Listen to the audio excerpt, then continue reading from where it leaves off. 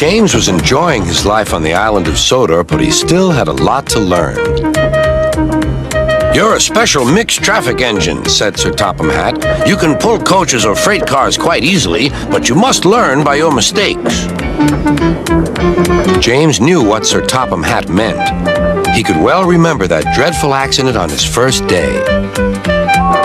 "Be careful with the coaches, James," said kind little Edward. "They don't like being bumped." Everyone came to admire James. "I'm really a splendid engine," he thought, and suddenly let off steam. Whoosh! A shower of water fell on Sir Topham's nice new top hat. Just then the conductor blew his whistle, and James thought they had better go. Go on, he puffed to Edward. Don't push, replied Edward. The coaches were grumbling too. Don't go so fast, don't go so fast. But James didn't listen.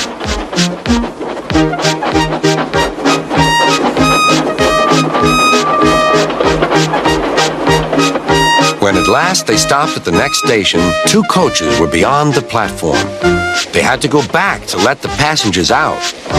But no one seemed to know about Sir Topham's new hat, so James felt happier. Presently, they came to the station where Thomas was waiting with his 2 coaches. Hello, James, said Thomas. Feeling better? That's good. Oh, that's my conductor's whistle. I must go. I don't know what Sir Topham Hatt would do without me to run this branch line. And he puffed off importantly. Edward and James passed the field where James had had his accident. The fence was mended and the cows were back again.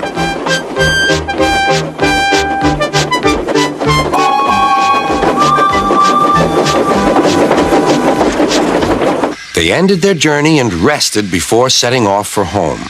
James was still wondering what Sir Topham would have to say about his new hat.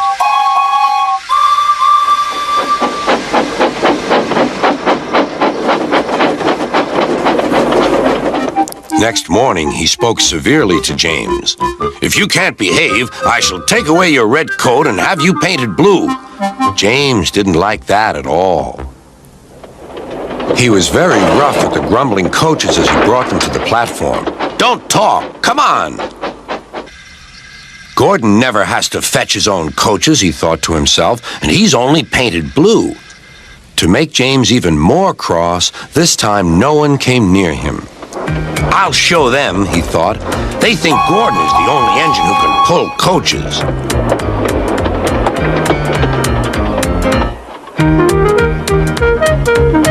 Hurry, hurry, hurry, puffed James. You're going too fast, replied the coaches. James laughed and tried to go faster, but the coaches wouldn't let him. We're going to stop, we're going to stop.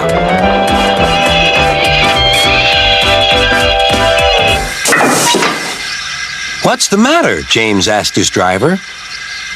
The brakes are on. Leak in the pipe, most likely. You've banged the coaches enough to make a leak in anything. How shall we mend it? Said the conductor. We'll do it with newspaper and a leather bootlace, replied the driver. Well, where is the bootlace coming from? Asked the conductor. Ask the passengers, said the driver.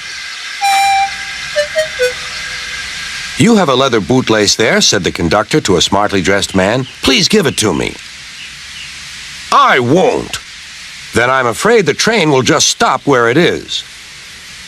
The passengers all said what a bad railway it was. Then they told the man how bad he was instead. Everyone was very cross.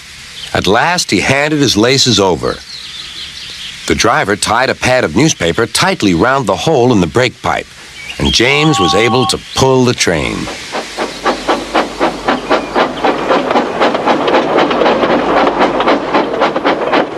But he was a sadder and wiser James and took care never to bump coaches again.